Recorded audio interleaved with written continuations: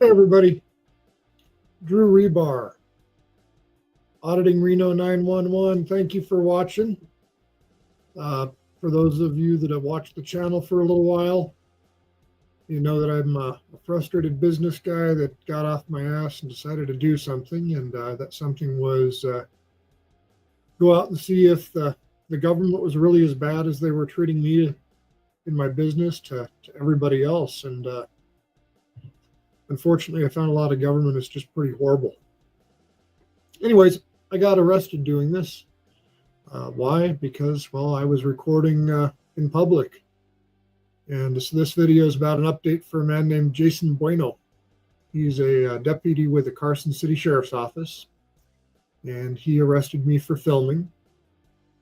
And the whole thing about government is, how do you hold them accountable? You know, I went around and filed reports with everybody I could think of. Internal Affairs, the Attorney General's office, and government employees just aren't that accountable, it seems. And Deputy Bueno is just one example of that, unfortunately. Well, let's see here. So, hey, Joe, let's see, Jody, Carolyn, hey, Stu, good morning. But yeah, I'm going to talk about the Jason Bueno lawsuit today. I'm going to go talk about some stuff I'm doing with the library, another lawsuit there. And my goal in making these videos and just dealing with government is, when you find good government, highlight it. When you find bad government, well, let's try to fix it. So that's the issue. Good morning, everybody.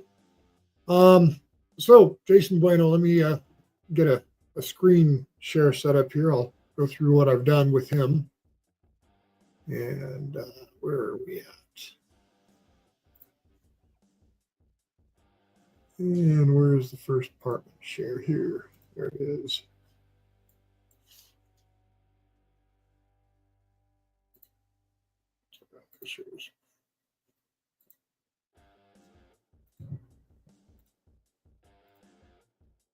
There we go. Blow that up a little bit bigger. So I filed a lawsuit in Carson City in the 1st Judicial District, the state of Nevada. So my plan was to go to state court and test this whole qualified immunity thing in the state of Nevada, where there is no qualified immunity, at least according to the one Supreme Court ruling out of the state. And I was going to try to hold everybody accountable there. And well, I'm pro se. So one of the difficult things that I've had was, let me scroll down this so people can look at it if they want to, pause and all that good stuff. But one of the difficulties I've had is finding representation. Seems lawyers in the state of Nevada really, really don't like suing the state of Nevada. And so I'm doing pretty much everything pro se. And I had a little bit of experience in life doing legal stuff. And I spent 13 years in family court fighting to be a dad. And after 13 years, one day I got a phone call.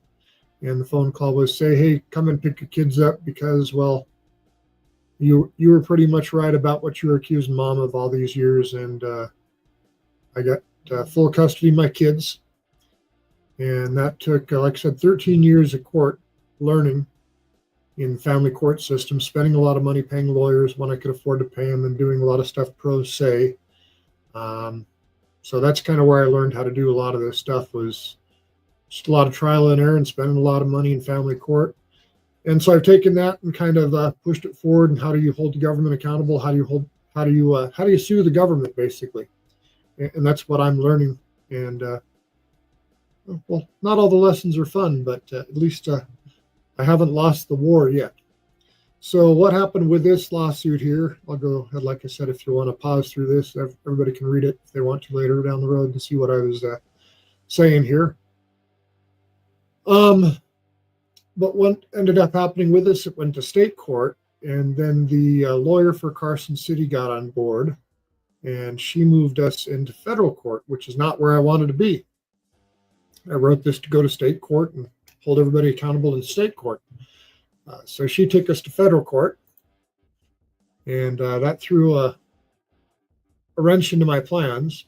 But it's actually been good because I've had to learn and figure things out, and so now I'm figuring out the federal court system as well. And let me show you what's going on in federal court. So that lawsuit got filed, and then we got moved to federal court. Let me pull that up here. Where are we at? Screen there, and here we go. So we're in federal court. This is what's called the PACER system, and this is my case right here. 324 CV 00103, Rebar versus State of Nevada Department of Corrections et al. So that includes Carson City Sheriff's. And then let's go over here to the docket report, and I'll show you what's happened so far. So this is Catherine Parks, and she represents Carson City. And I'm suing Carson City Sheriff's Office, Carson City District Attorney's Office, the city managers, Fernandez Frazier. He was the warden of the prison when I got arrested. Let's see if I can, we got a picture of him to share with everybody here. Let's see here. We got a picture of the warden somewhere. Let me see if I can find a picture. Give me a second here. And where's the warden picture here?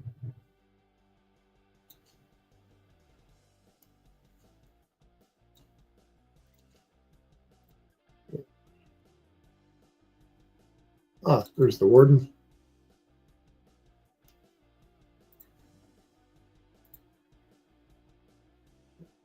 Take. Anyways.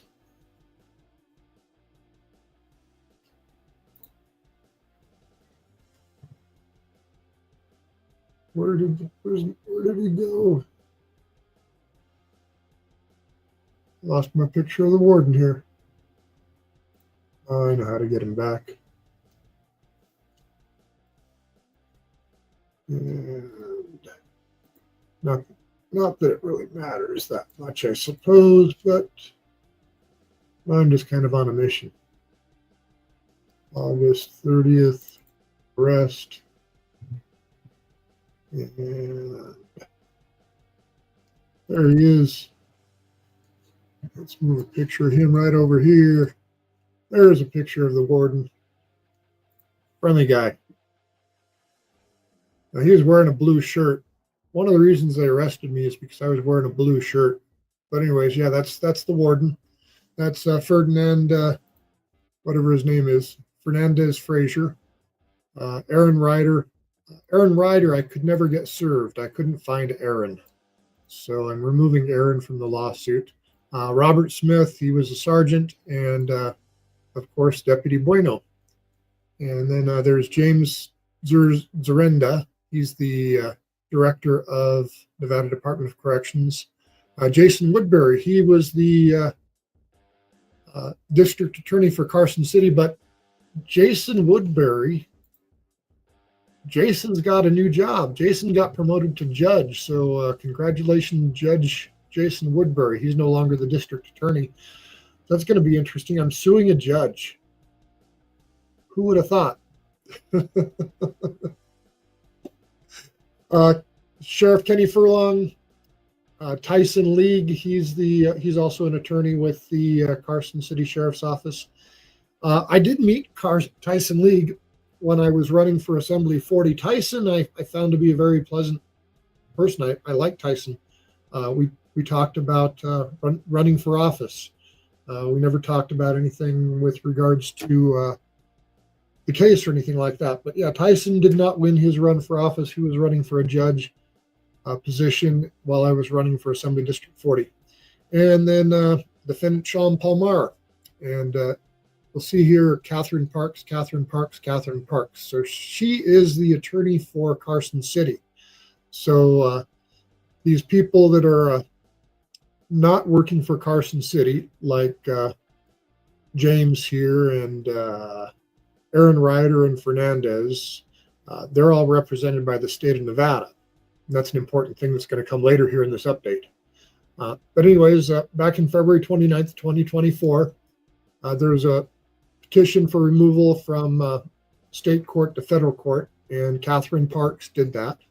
She's the lead attorney there, and she moved us to federal court.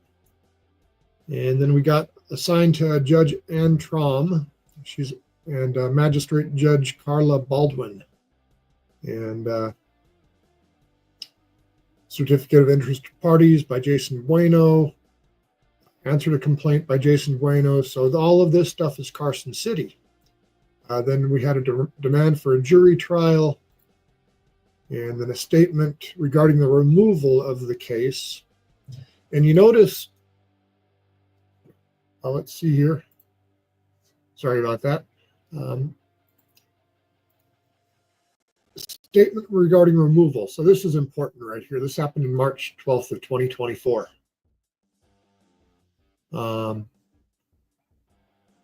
Notice somebody's not on this removal. So we move up, order to file joint case management report. So all parties that were involved are supposed to file a joint case manager report. I filed one along with Catherine from Carson City. Notice who's not in this federal case yet. Notice who hasn't responded. Joint status report, case management report, bunch of boring stuff, scheduling orders. Then we're into April here. Notice of intent to dismiss. So this is where I might have messed up once here, that I didn't file a proper proof of service, because I'd filed my proof of service with state court, not federal court. Hey, Catherine, thanks for messing me up. But like I said, she's teaching me a lot. So I went through and I filed all of the affidavits and declaration of service saying that I'd served everybody. See, I served Robert Smith that works for the state of Nevada. I served Aaron Ryder that worked for the state of Nevada. There's Kenny Furlong. He's the sheriff of Carson City. But these people that I served that work for the state of Nevada, they don't, none of them responded. So Catherine moved it from state court to federal court, and she didn't talk to the people at the state of Nevada, and they never responded to the federal issues. So anyways, here we are wandering through this federal thing. Let's see, where are we at here? Motion for summary judgment. So back in October 9th, this was important here, motion for summary judgment was filed. And let's go see if I can pull that up and show you what that looks like. Pull that file. Motion for summary judgment.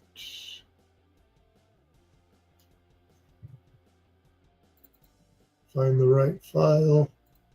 And it was on October 9th of 2024.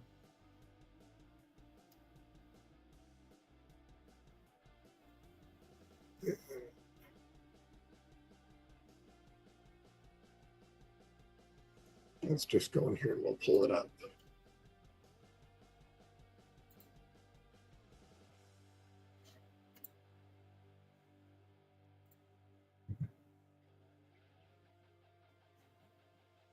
There it is.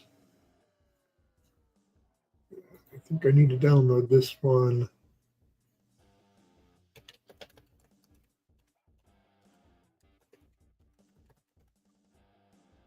Okay, so this is what they filed. This motion for summary judgment. And they said that there's no material issues of fact. And then they went through a whole bunch of different stuff. And like I said, if y'all want to read this, you can go through and read this and see what they did. And basically, they tried to get the thing thrown out. They said there are a bunch of uncontested facts. And this one right here was a good learning one for me, because when she did this, I I've been trying to refine my process of how do I learn all of the federal court rules? How do I deal with all that stuff? And so I spent a lot of time reading.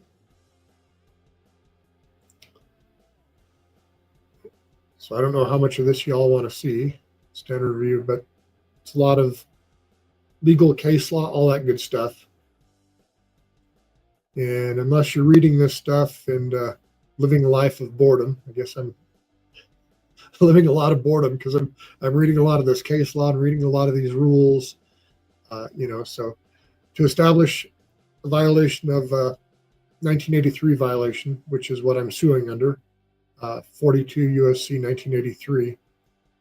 That's a federal civil rights claim. All defendants have acted under color of state law. Basically tells you all these things that you've got to prove. I think I can prove all these things. All these people working under color of state law, but it's a lot of reading. There's 9 pages so far, and here's where they're talking about where I was hot boxed, and they say that was completely undermined by the video of the incident at issue. So what I found in these documents is basically I found more lies for me to pick apart. And again, for those of you that haven't watched my channel before, let's see if I can show you a picture of me getting hotboxed here. Let's see, where did it go? That might work right there. Okay, here, let me blow it up here and get out of the way. So that's a picture of me when I was being booked into jail. Let me take my glasses off here. Not nearly as red. And if you go and watch the video, you'll notice that Deputy Bueno talked to me about how hot and sweaty I was, and that they'd get me dried off when they got me through the process. But yet here we have a document that they swear to the court where they say the video undermines the fact that I was hotboxed. How am I dripping in sweat right there? And that's just nuts. See? Oops. Gotta move my finger the right way. There's sweat running into my eyes. If you look at my neck on my shirt there, just sweat. So anyways, they go through this whole thing, and yeah, just kind of crazy. Yep, this is the one where I ended up started off dry and ended up sweating. But anyways, this is what they said here. So I'll try to go slow if anybody wants to. Here, let me downsize this a little bit.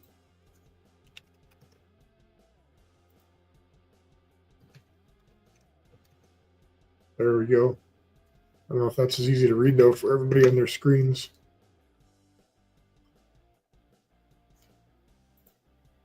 So yeah.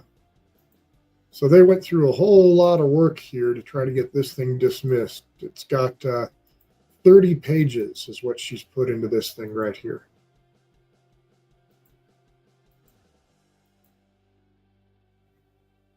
Crazy, crazy, crazy. Here, let's see if I can do something with this program that I got here. Let's see.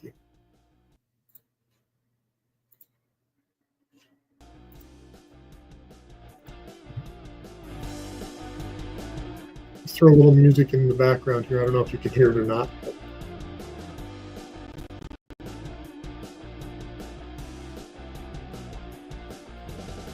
So anyways, 30 pages of this. We're on page 19. And I'll just skip through here, and if you want to pause and read it, you can.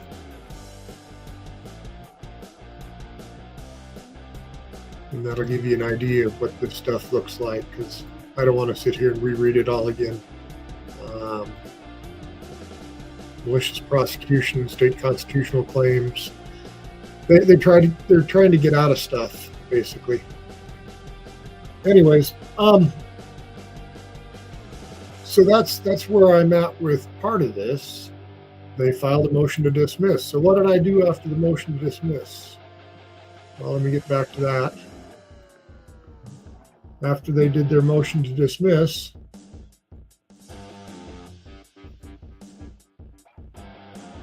where are we at? Okay, motion to dismiss. So then I filed a response to their motion for dismissal, summary judgment, all that good stuff. I filed that on October 30th. And basically what I said was that, well, I said a lot of things, but in short, the state never responded. And I said that I was at a disadvantage because I was dealing with just Carson City and I didn't have an opportunity to deal with the state. And I said they shouldn't have taken us to federal court without the state of Nevada defendants coming along with us and joining in with us, and we're all supposed to be together. So I filed that in that response, but I also filed a motion for leave to file a SIR reply because shortly after I filed my first response, I found a challenge to their reality. In other words, I found a lie in Deputy Bueno's information. And so that happened on November 13th. Let's see here.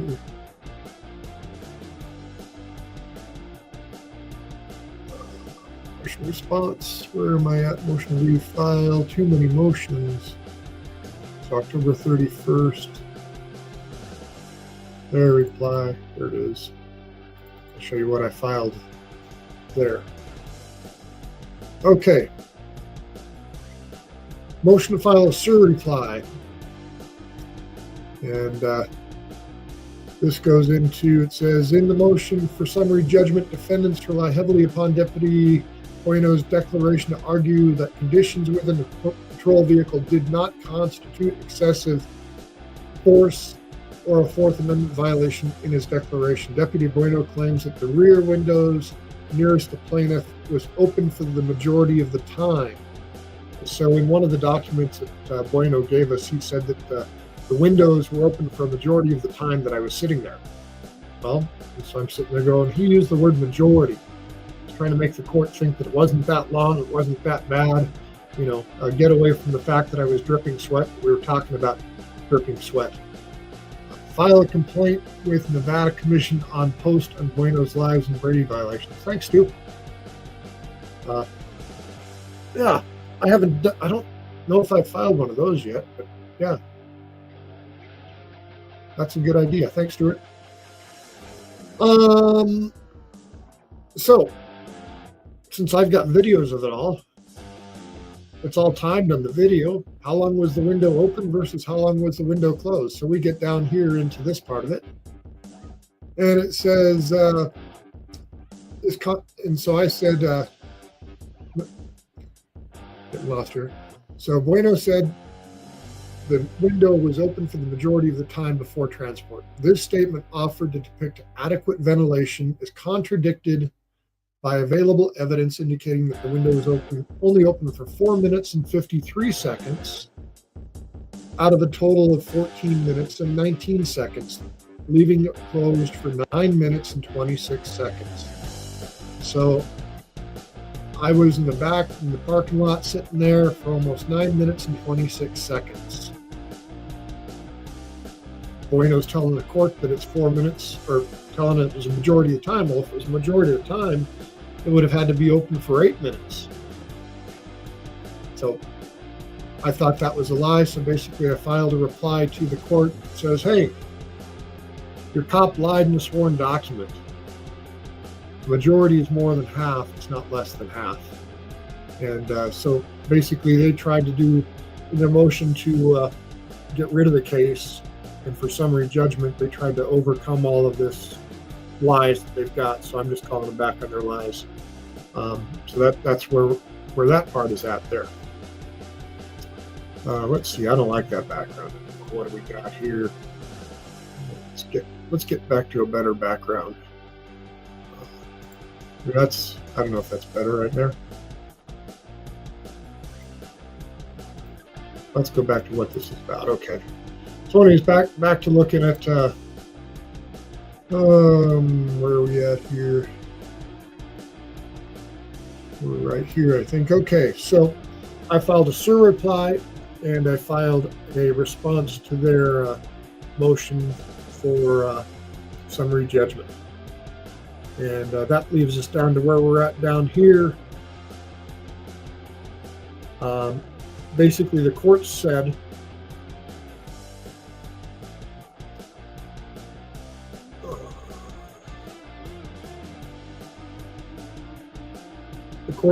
that Carson City has to come up with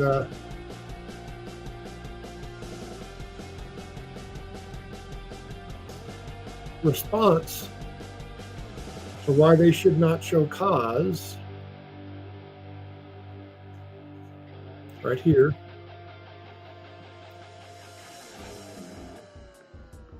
to why the case was moved to federal court in violation of the court rules.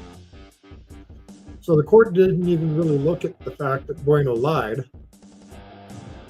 The court's looking at the fact that this attorney, Catherine Parks, violated the rules. So she's violating the rules, and now she's got to answer to why she violated the rules. So what did she say? So on December 2nd of 2024, she gave a response. Let's go see what her response was. Here, 2024. Plaintiff's response. Where are we at here?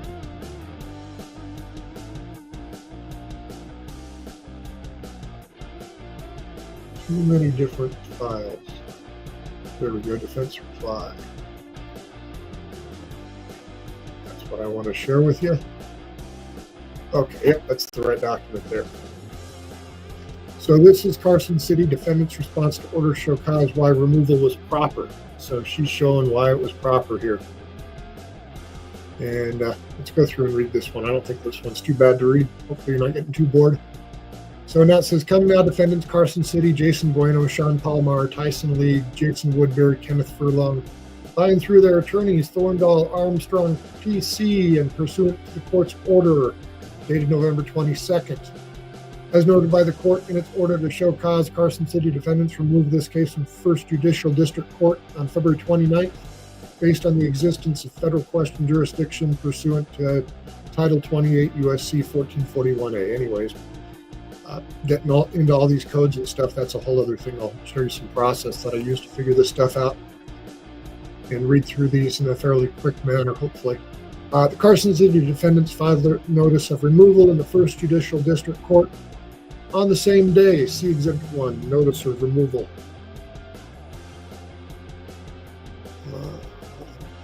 Sorry about that. Pursuant to 28 USC 1446, when a civil action is removed based upon existence of federal question jurisdiction, all defendants who have been properly joined and served must consent to the removal of the action. So she admits what the rule says.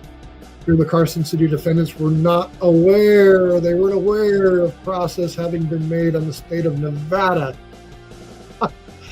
So she wasn't paying attention to what I was doing in state court because she was focused on federal court. Whoops.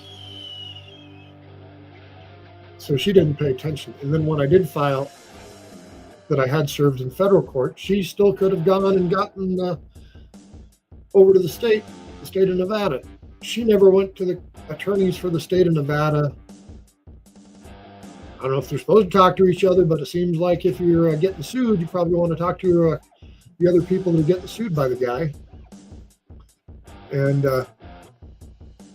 basically, she just goes down here saying the removing parties give written notice to remove all adverse parties. Written notice removal. Yeah, so they removed it. And so there wasn't really a whole lot of defense from her in what I saw in this response. So in my opinion, I thought her response was pretty weak. And so let me share with you how I responded to that, because my goal is to get back to state court because I want to be in state court. So in state court, I can record everything. I can take a camera into state court for the most part and record the proceedings and do all of that stuff. In federal court, you're not allowed to. And for the Jason Bueno case, I really want to record it and show everybody what's going on. Maybe someday we'll get back to state court. So anyways, let's see. What did I file? Plaintiff's response. Here we go. So this is what I filed in response to her document here. And so introduction, who I am. Pull it up here. Do a little introduction, who I am. Plaintiff Drew Rebar, reply to order, show cause. And basically, I say that she mischaracterizes the procedural requirements and she wants to cure her procedural defects. Well, I'm opposed to that. Hopefully we don't have to do that.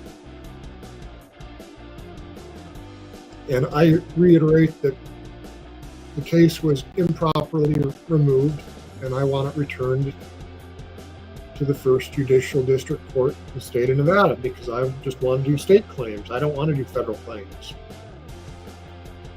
I want the state to hear it. I want to fix the problem in the state. And like I said, I want to report it. And so I cite that she violated this rule. The rule says she's got to have all the parties involved. I said service was affected before she removed it. I served them before she took us to federal court. Everybody had service in hand before we went to federal court. And just like the lawyers love to tell us and the judges love to tell us as they sentence us for our crimes, if you weren't aware that it was a crime, well, you still got to do the time. Just because you're ignorant of the law doesn't excuse you from the law. And so she's not excused. And I gave some case law and all that good stuff. And I said procedural defects and removal are irreparable. I think so. I wanted everybody together so I could do my depositions, do all my interrogatories, get everything together. And since she separated it all and communication between all the parties has been in the toilet, there's been no communications. She's supposed to be trying to solve these problems before we go to trial, go to court. She doesn't do that. She just files these bullshit things and tries to confuse issues is what this Catherine Parks does. Anyways, retroactive consent is prohibited. Can't go backwards in time again. There's a history of trying to cure these things backwards. Federal jurisdiction is inappropriate for state law causes of action. So like I said, I was trying to bring this under a state law versus Mack versus Williams, which says that there is no qualified immunity in the state of Nevada. Guess what? State courts, they're capable of having concurrent jurisdiction over federal claims. So where I filed was good. I'm just reiterating that it was good. And my state claims predominate. So I had a lot of issues where I was coming down. And conclusion. So this is where I concluded the thing. For all the reasons above, I find that removal was procedurally improper. There's rules due to failure to obtain consent from all properly served defendants. I want to remand this case to the First District Court of Nevada for proceedings and award plaintiff costs and fees. And I want to pay my account. I've got a Nexus Lexus account that's pretty expensive and gives me a lot of information. And that's the last thing that I filed. So after that, see where it's at here one more time. And let's get back to that screen there. So back to this screen here with the court. So Catherine and her clients, they filed their response to the judge's order. I just shared you with what my response was. So right now in the Jason Bueno case, we are waiting to see what the federal judge says to see if removal to federal court was proper or improper. I'm praying that it's proper, that was improper, and I'm praying we get to go back to state court, and then we get to start the process again with the state of Nevada. Well, at least that's where I think we're at. I've got to do some more research to see exactly what's going on with that. So, but one thing that this taught me, and next thing I'm going to go through with everybody here is I've got another lawsuit that I'm going on, and I'm going to show you part of my process for how I'm answering these lawsuits and what I've learned, and I think is a better economical way to gather the information, and most people could do this for themselves with this process. You just have to watch the details, but the hardest thing for me over the years dealing with the government and dealing with the law is how do you fill out the forms? How do you know what forms you're supposed to fill out, what replies you're supposed to do, what the timelines are, and how do you deal with all the rules? Because the rules change from federal court, state court, district court. Some of the rules are consistent, but in large, they've got these minute differences that attorneys try to trip you up on. And that's what I'm dealing with now. So the next thing I want to talk about is the library, because I filed a federal lawsuit against the libraries. Let me change screens around here with you. And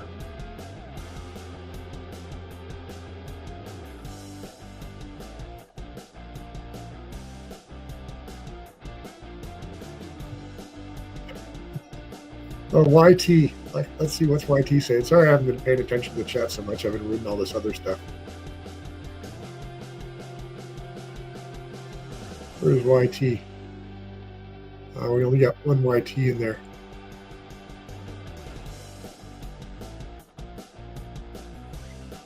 Yeah, vexatious litigation. So, YT, hey, buddy, when should people sue? Why should people sue?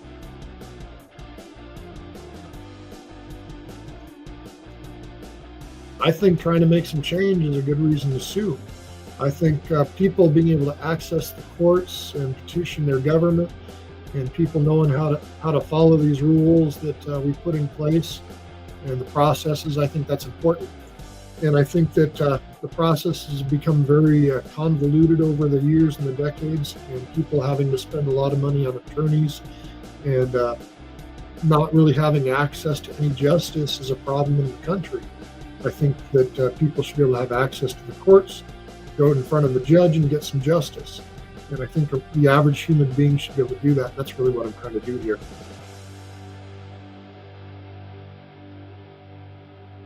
That's vexatious. I'm going to agree with YT on that last one there. So let's see here. Let's get into this computer program I got. Let's see what I want to change this around to.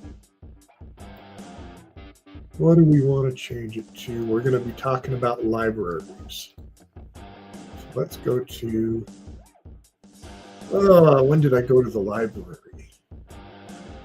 June 15th, or let's go to the July 15th library and see, do we have any good pictures? There's a good picture.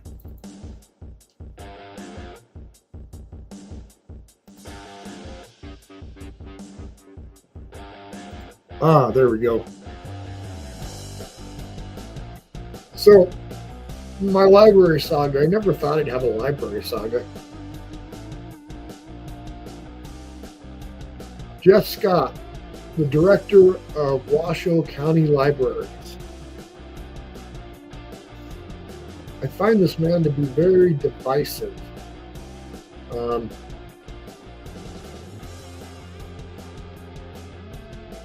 There's one video that strikes me where this man is telling people he's commanding them to move. He's the director of libraries commanding people. It's crazy.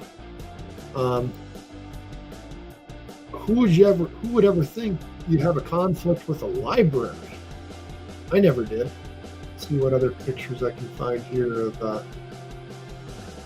our library stuff.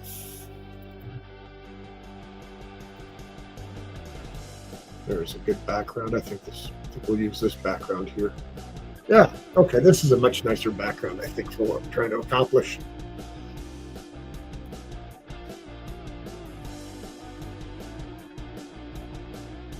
our libraries. We don't have the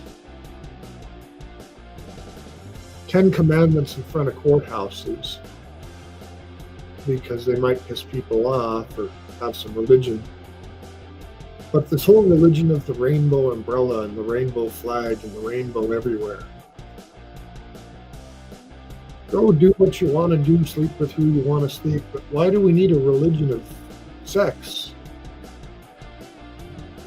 Want to get laid? Go get laid. Why do we need to promote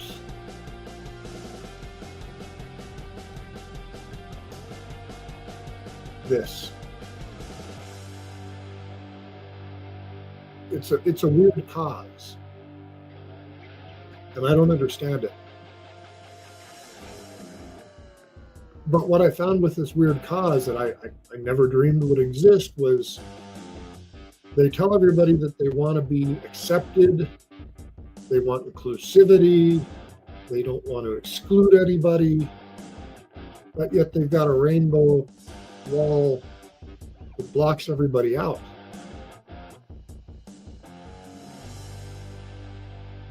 And then you got to ask yourself, why would you have your library get involved in this? Libraries are supposed to be open to all people. Skinny, short, tall, fat, in the middle somewhere, brown, pink, white, black, orange, whatever color you are.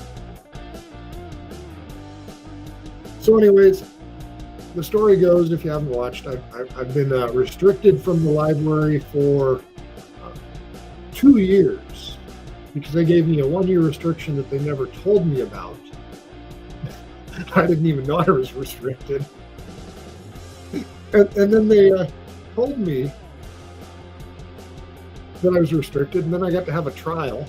That was a joke. Couldn't really present evidence, couldn't really confront your accuser. You were just told what you were convicted of, and well, I was convicted because supposedly I injured a librarian, supposedly. And so, long and short, well, let me change some things around here. Let's go back up to this federal court thing here. And my case number on this one is 526. Let's go see if we can find the case. Here we go. Here's case number 526, Rebar versus Washoe County. And let me pull up the docket on this one for y'all. And so, yeah. So Washoe County librarians told a bunch of lies about me. They accused me of harming people. And this is after they've blocked me from social media. I can't access the Washoe County Library Facebook page. Can't see what they're saying. I can't contribute, can't participate in that aspect of government. Can't see what the library events are on their social media Facebook page. Yeah, so I sued them. So here you go. So for restricting my rights, laying hands on me, preventing me from participating, we're going to see what the court says. So here's the plaintiff, Washoe County, and they're represented by Michael W. Large. And Library System, and Build Our Center. So Build Our Center, I'll share some stuff about Allison Curtis. Allison, if that's, let me know if I'm saying your name wrong. Curtis, or if anybody knows, she's representing Build Our Center, which our center is the, get back over this. Sorry, 1 second here. Our center is the people with the umbrellas, and they work in partnership with the library system. And why do I say they work in partnership? Well, let's Let's do this because let's check one other thing here first. Where did it go? I think I want to use this one here. Let's go to here. Let's go to, okay. So this is Grok. So I've been doing a little research. And let's see here. Oh, here, let's just do it this way. Search for every instance where our center is naming a partnership or collaboration with Washoe, whoops, looks like I spelled it wrong, County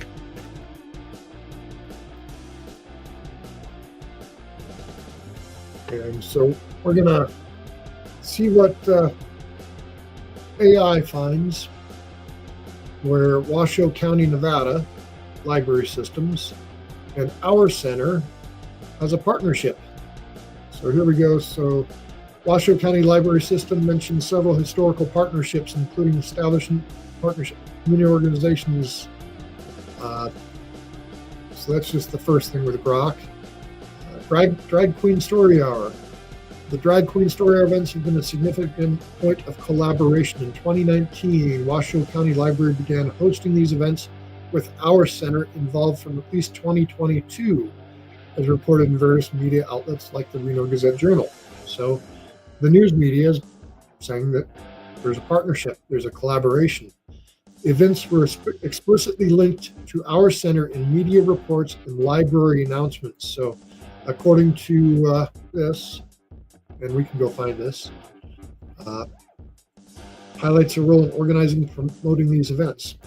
So in X, Washoe Library posts 20 from 2022 to 2023 explicitly mentioned. So if you go into the Washoe County Library's Twitter posts, they specifically say they're in partnership, collaborating with our center.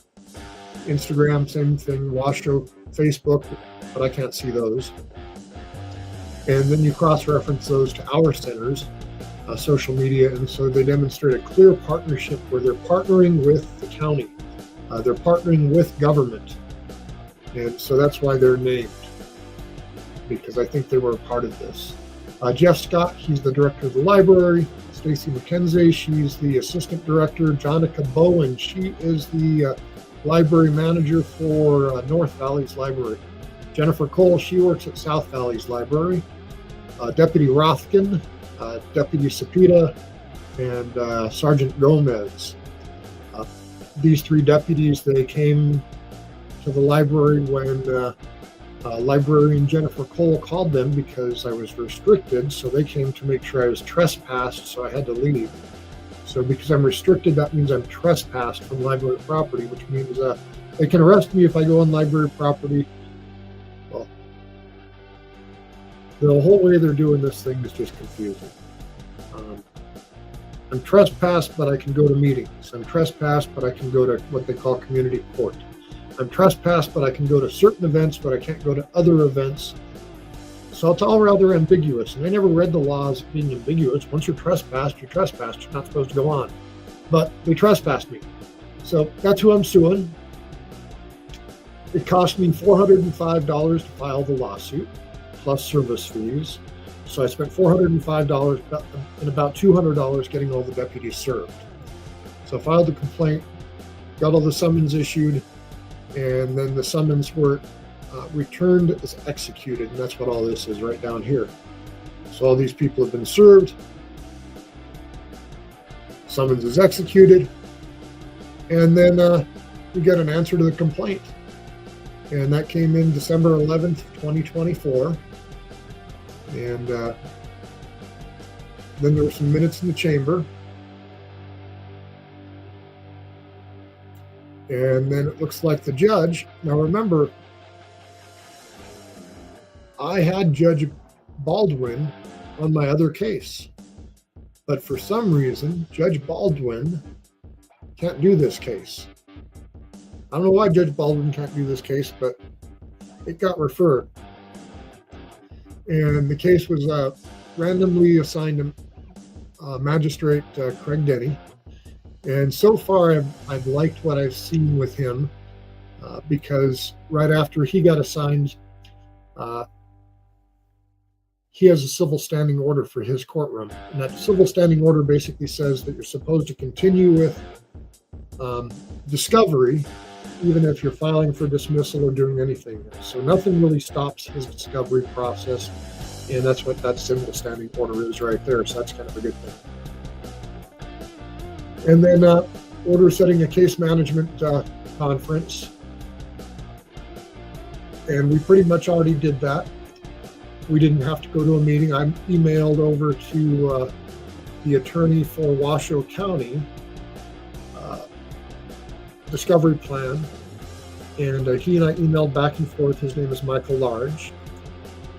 And that came up with what we're going to do and the timeline that we're going to do it.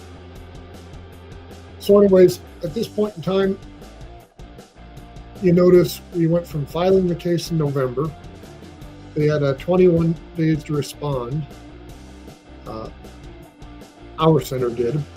And at this point in time, our center has not responded to the case. So for the first bunch of time here, this attorney right here, Allison Gansert Curtis, had not responded. Well, what made her respond? Well, you know, Christmas went by. And comes and goes. And I file a motion for the clerk to enter a motion for default against our center because they hadn't called. So when I did this, the interesting thing with that was, well, 14 minutes after I filed this with the clerk of the court, and I emailed Mr. Michael Large, the Washoe County District Attorney. 14 minutes after that, Mr. Michael Large forwards my email as an FYI to this Allison Curtis. So she didn't, I never heard from this Allison Curtis prior to December 27th. She'd never said anything. But 14 minutes after I file to get the case dismissed, or excuse me, not,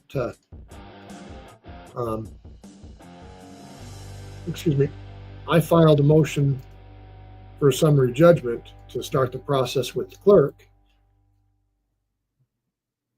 He sends her an email FYI. 14 minutes after he sends her an FYI email, she responds to me and says, hey, I'm going to represent our center. I just got the case today. Didn't really know much about it. Blah, blah, blah, blah. Could you give me some professional courtesy and move to dismiss your summary judgment request? Blah, blah, blah. And I said, yeah, let's all get together. Let's do the process. Because my goal here is I'm looking for information. I want to have depositions. I want to have interrogatories. I want to have discovery, and I want to see what communications have gone on between this non-governmental organization, Build Our Center, that basically took over the library, locked out certain people, and locked in certain other groups of people, and basically had certain people they would accept and other people they would not accept. And I was one of the people they did not accept. So that's the whole issue here. So I said, sure. I'll dismiss, I'll withdraw my motion for the clerk's default. And as soon as I did that, the next day, basically after the weekend, she's filed a motion to dismiss. That was nice of her, wasn't it? But the same day that she filed a motion to dismiss, I filed a motion for what's called clarification regarding communications between defendant Washoe County and counsel to build our center. So let me share with you what that looks like here first, and why I filed that, and what the rules are that I think that they broke. Okay, where did we go here?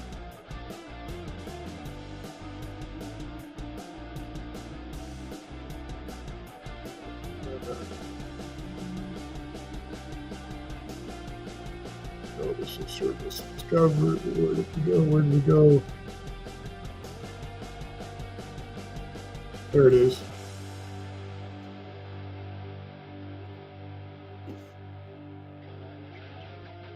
Oh, oops, that's the wrong one.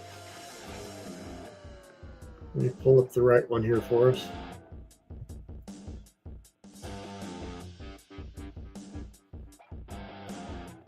There it is. Okay, so what I filed on her,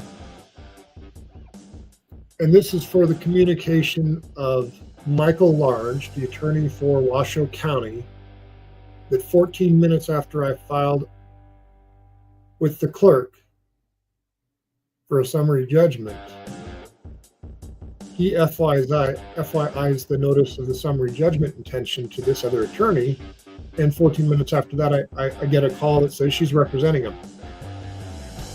Now, why is this suspicious to me? Well, because in my life, I've hired a lot of attorneys. I spent a lot of money on attorneys. And I've never hired an attorney within 28 minutes. I haven't called them up and said, hey, I got this challenge. It takes a bit more than 28 minutes to get the attorney going. And why would the attorney for Washoe County reach out as an FYI to this other attorney that's never been involved in the case? Why would he do that? Michael Large, why would you reach out to this other attorney unless you've had previous conversations with her about this case? It seems wrong to me. So since it seems wrong to me, I filed this motion. So here's what the motion is. Drew Rebar, acting pro se, respectfully submits this motion for clarification and related relief regarding the communications between Washoe County, represented by Michael Large, and counsel for defendant Build Our Center Incorporated, Allison R. Curtis.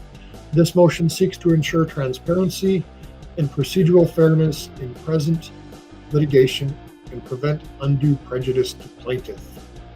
Yep, it's all a setup.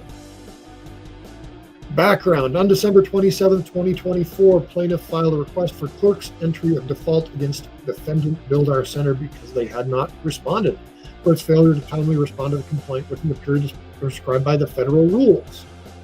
Approximately 14 minutes after plaintiff filed the request for default, defendant Washoe County Counsel Michael Large forwarded plaintiff's filing to attorney Allison Curtis via email at 2:51 p.m.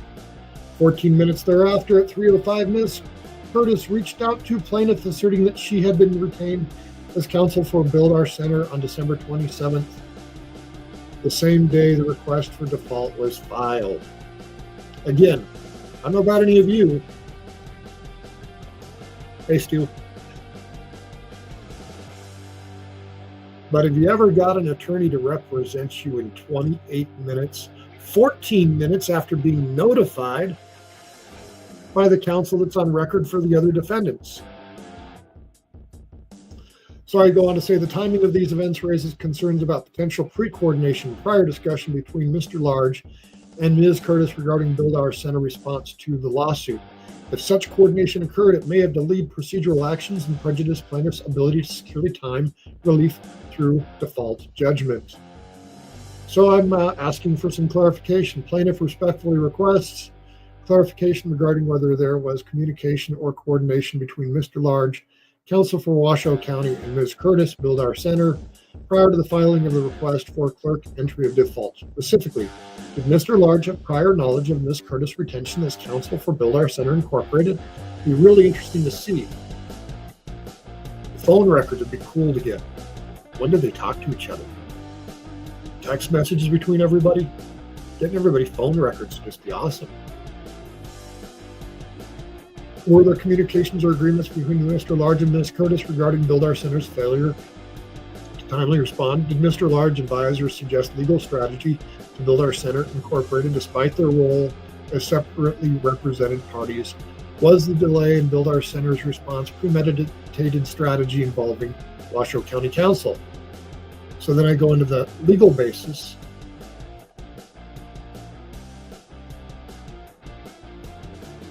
Let's go into the legal basis here. So go into Federal Rules of Procedure 11, Ethical Obligations. Attorneys are bound by the Federal Rules of Civil Procedure and Ethical Standards to avoid improper communication or conduct that prejudices procedural fairness. Is them talking together before she even files procedural fairness? Is she just waiting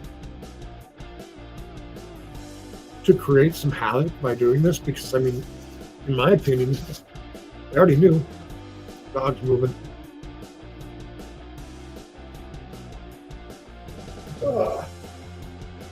Okay.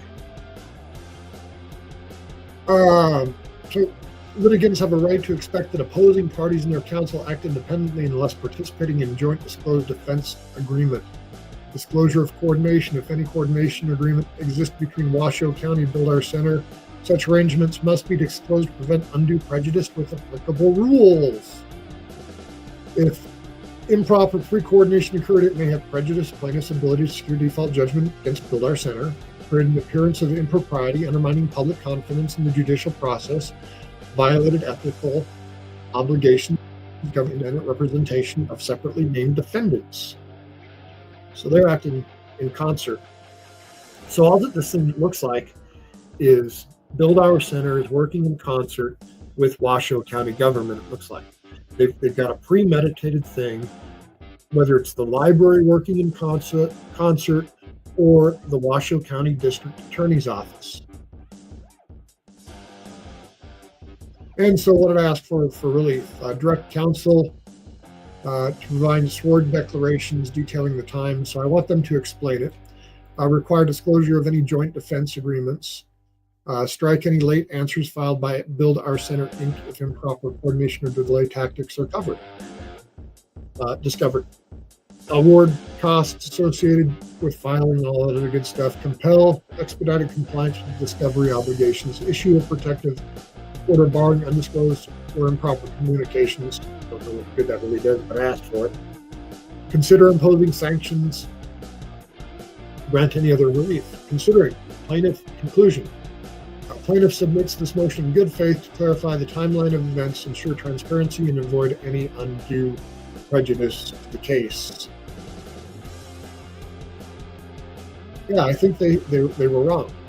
But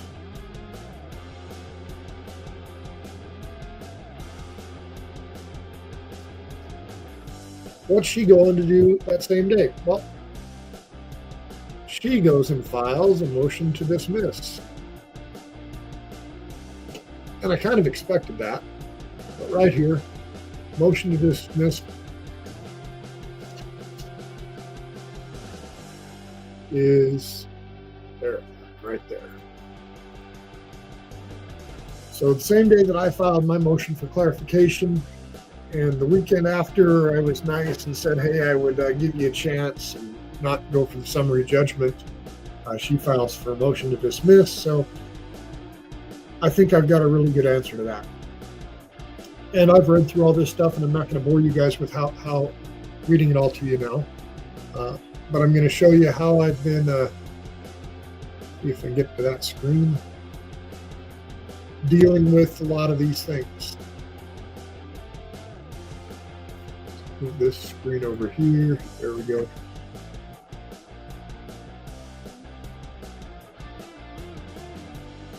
So the thing that I've started to find that's very helpful is ChatGPT. I use the paid version, and they've got these plugins, or I don't know what they call them, but they've got this thing called Super Legal Writer. And I use that. They've got Case Law Research. Use that a lot. But Super Legal Writer, let's get into that right over here. So I've got a bunch of stuff that's already pre-programmed in there. With the Super Legal Writer, you can drop files in there. Well, I'm just going to show you what I'm going to do with this gal's motion to dismiss, and show you how that works. So I'm going to go into my files.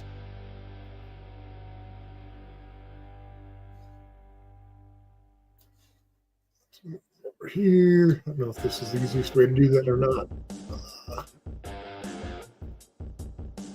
Yeah, it's hard. I can't do it this way. I got to do it the other way.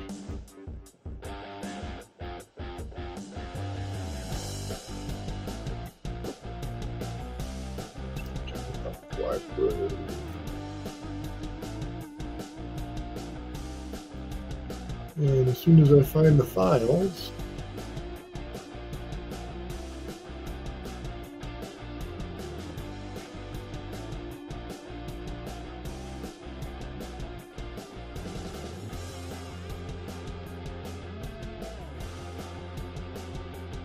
too many files.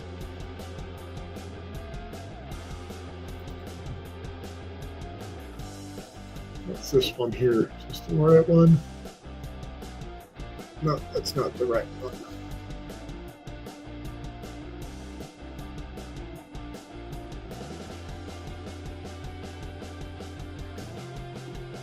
Where did we go? Where did we go? Where did we go?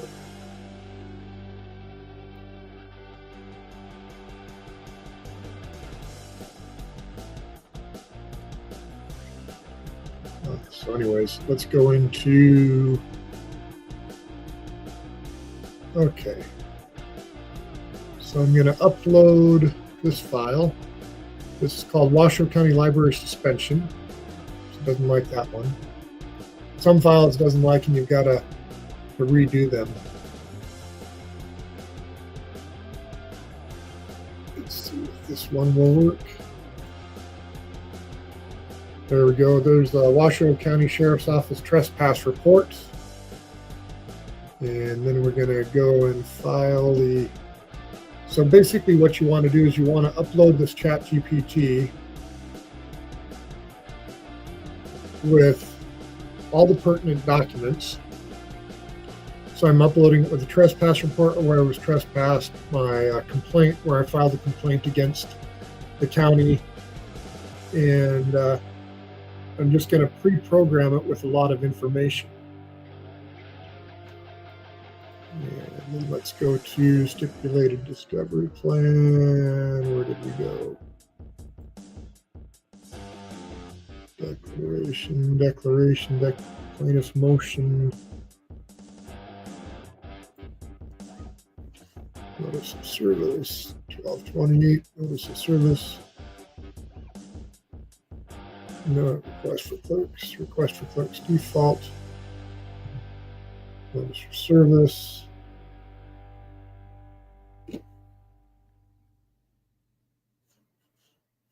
Plaintiff's motion for clerk. So we'll upload that plaintiff's motion for clarification. And did I not download? So I think I need to download.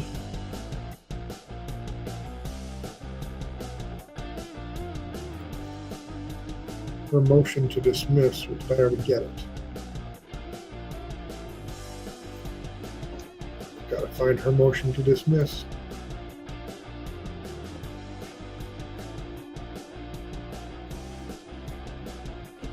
I think that's the wrong one. Let's see if that's the right one for everybody or not. No, that's the old one. Oops. Those are the wrong ones. Where did her motion to dismiss go? So we'll just download that one right there, where I've got a good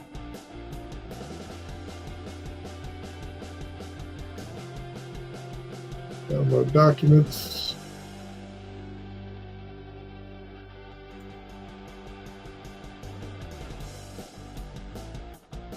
And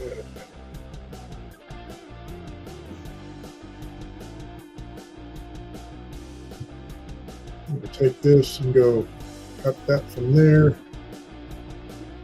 And we'll paste that in here.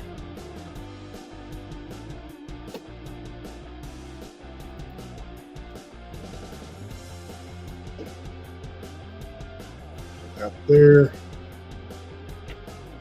And let's see what we have here. Okay, good. So this is what we've got. We've got her motion to dismiss and her exhibits.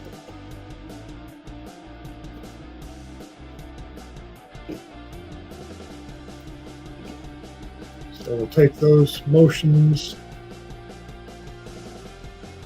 File is empty. Extract all. Extract. There we go.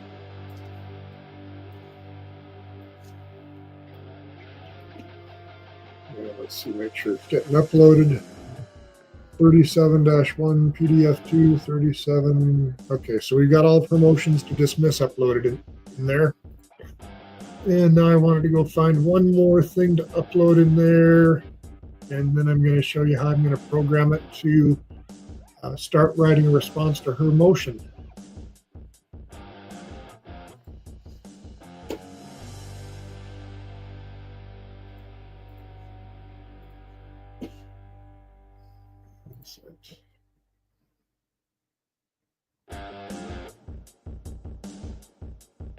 There we go. There it is.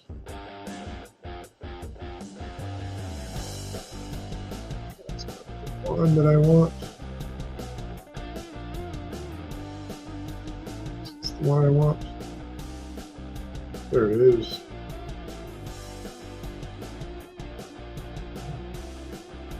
And then here's another one. So let me share this document with you that I'm just uploading here. So you'll see what the computer is looking at, or the AI is looking at.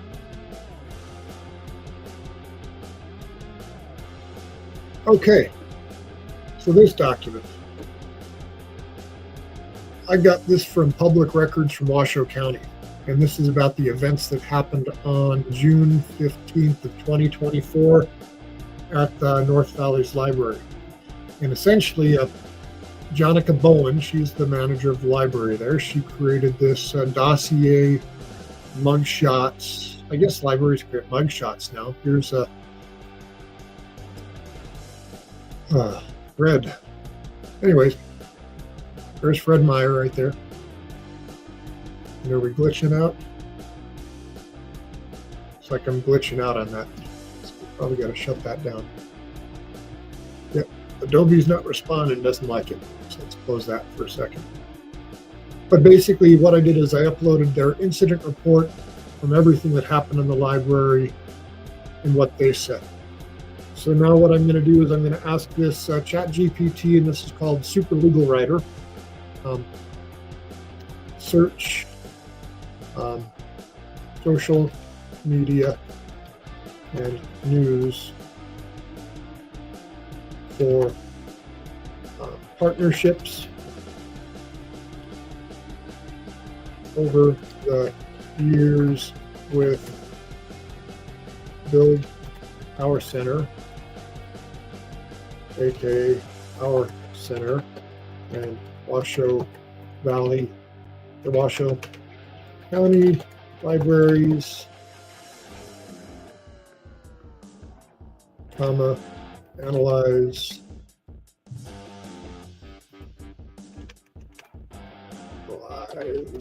all documents attached, create a defense or a plaintiff opposition to the motion to dismiss for our center. We're going to have it research case law and Nevada revised statutes regarding closing libraries, discrimination, overcome all of the reasons build our center is using as cause to for dismissal, ensure use of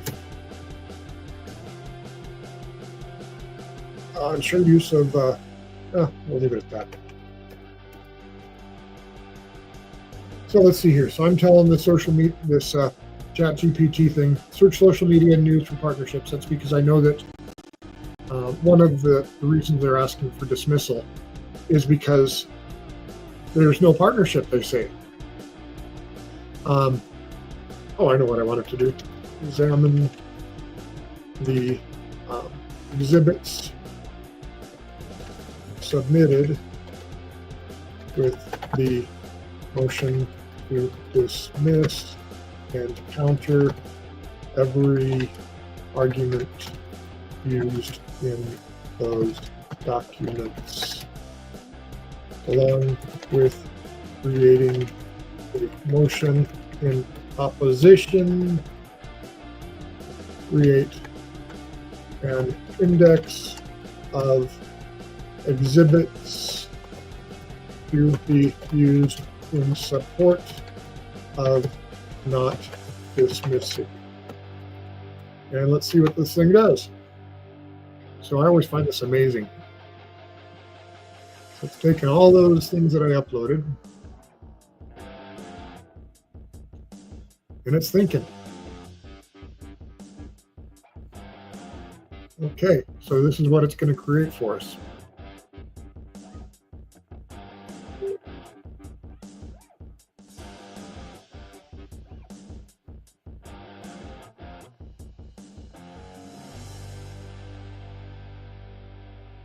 Okay, so let's see here. So to oppose the motion to dismiss filed by our center, the following steps and points should be incorporated into the response. So it's gone through, analyzed all that stuff, read all that stuff that would take hours to read. That's what I did last night. Spent hours reading all that crap.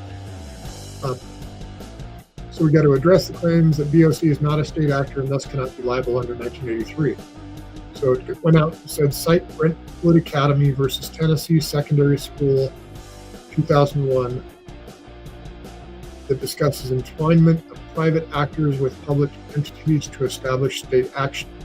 Now, one of the things that I've learned about this chat GPT thing is you need to be careful with case law that you're citing, because sometimes it screws up. So what I do, and is, like I said, I've got a subscription to Lexis.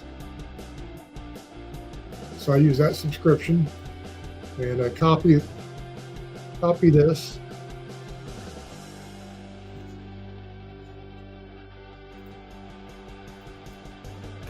and I pop it into this, and I have Lexis search for it, and it finds the case. And then I go through the case, and I scroll through it, and I read through it, and I just kind of make sure that what it's saying is what the artificial intelligence picked up on. And then I go down here, and I hit download.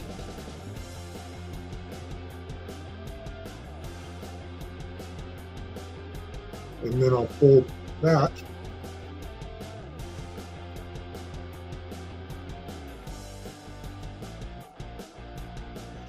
And I'll plug that case law into this. So basically I take a PDF of the case law that I've downloaded, and then I compare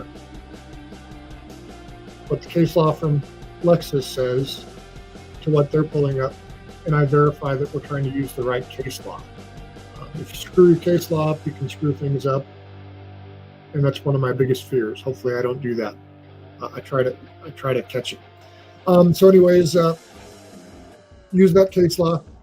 Failure to state a claim. Refute the claim that the complaint lacks sufficient factual detail to demonstrate a plausible claim. Reference specific allegations from the complaint demonstrating Build Our Center's role in coordinating with Washoe County, highlight such cases. So here's more case law we got to download right here, which protect against viewpoint discrimination. Argue that libraries as traditional public forums cannot lawfully exclude individuals, partnership with public entities, closing response structure. So it goes through all of these different things here for us. And then, let's see here, I just uploaded that.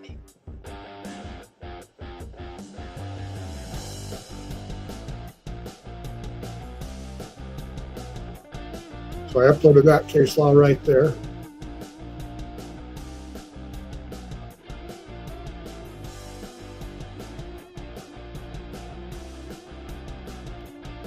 And then it comes up here and says, next step, draft a comprehensive response and integrate the above points, create an exhibits list.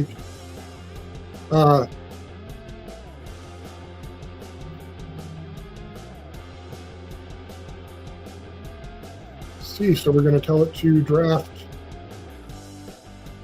response and create index of exhibits and see what it does.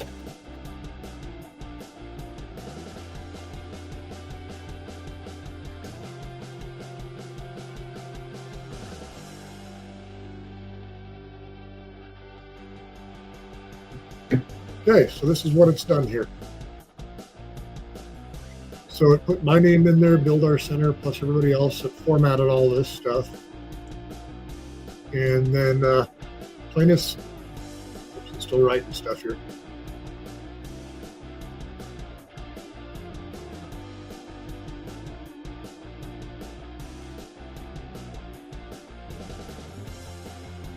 Yep, trying to get deep.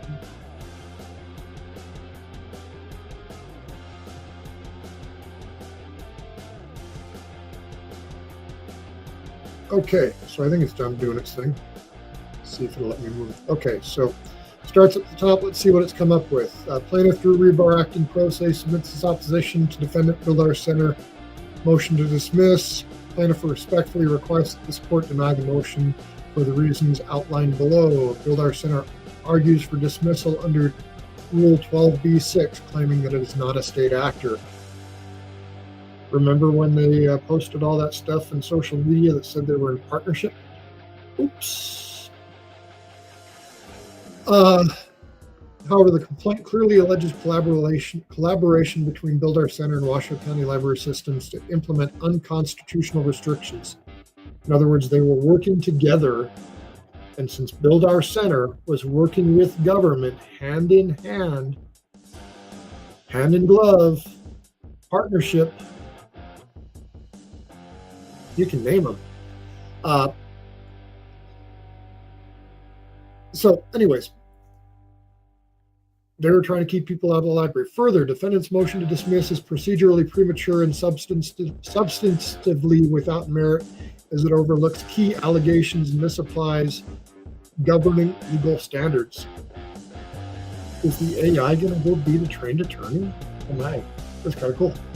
If it works, we'll see. A motion to dismiss under Rule 12b-6 should be denied if the complaint alleges facts that, when taken as true, state a claim to relief that is plausible on its face. And here's the case law, so I've got to go research this before I actually do all this. At this stage, all factual allegations must be construed in the light most favorable to the plaintiff. So those are the rules that say that they've got to take it that way. Defendants argue that it is a private entity not subject to the 1983 liability. However, private entities are liable under 1983 when they engage in joint action with state actors based on Dennis V. Sparks from 1980. And so if we want to go look and see what Dennis V. Sparks is, if you want to get deep into this with me, let's go get deep into this with me for a minute. Let's get back over to here. Wrong one. That one is the one where I'm at, I think. And let's go back up to here.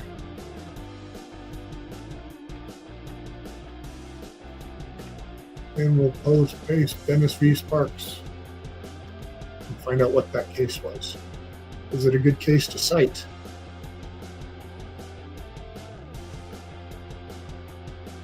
Dennis v. Sparks. Copy citation. 71 cautions, 280 positive citations. Duty charge unbonked. Anyways, I'll get into reading this later, but this is what I would do is I'd go through this before I submit it to the court, read through this and make sure that what the courts have said matches what I'm trying to achieve in my document. So we'll just assume that this is correct. Dennis v. Sparks is good law for the courts, and you can sue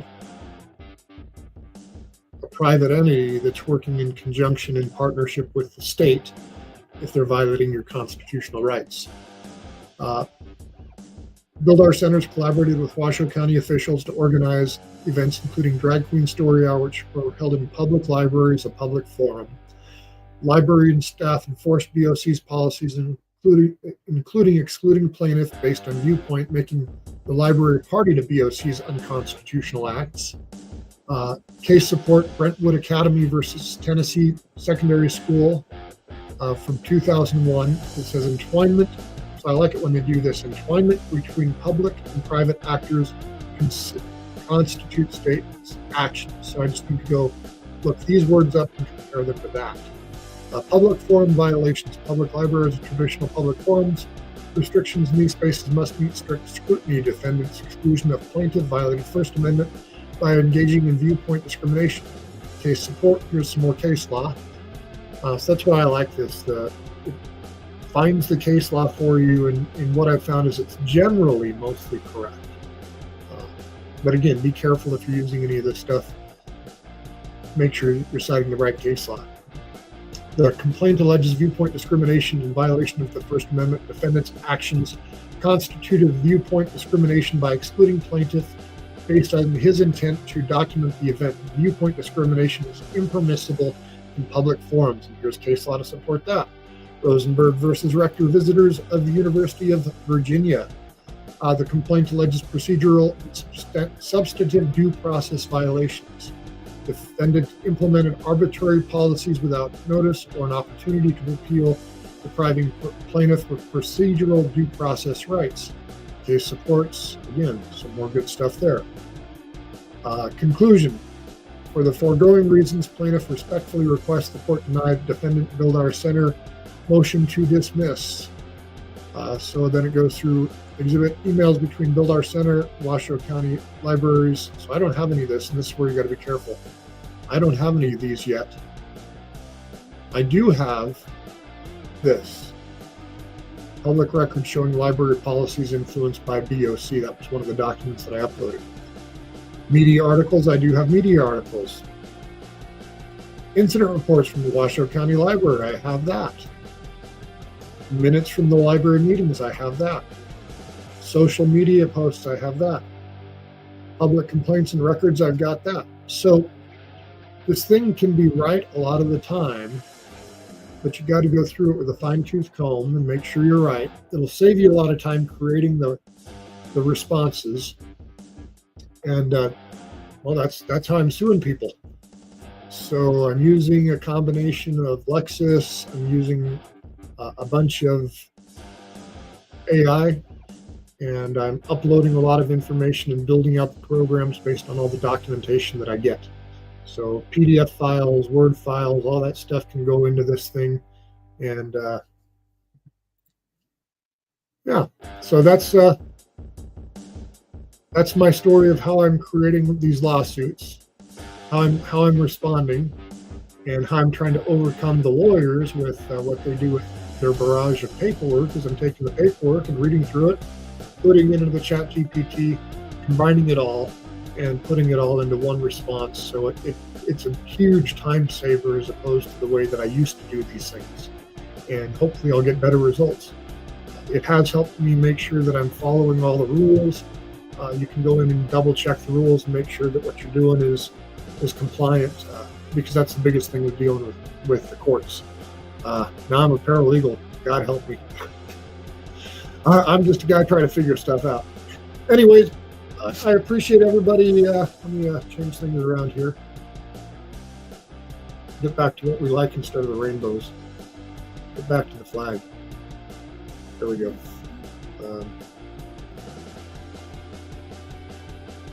So I appreciate you watching. That's what's going on with my lawsuits right now. I've got 2 other lawsuits too. I've got a public records request lawsuit against the Nevada DMV, and I'm planning more legal actions against them here in this next upcoming year. And I've got another lawsuit with the Department of Corrections that I actually want to join in with the one that's in federal court right now if we do get back to state court. So it's going to be an interesting year. Yeah, so appreciate everybody watching. Have a happy, blessed new year. Take care of your family. Take care of what's important to you. Live your own life. Hopefully free of the government messing with you.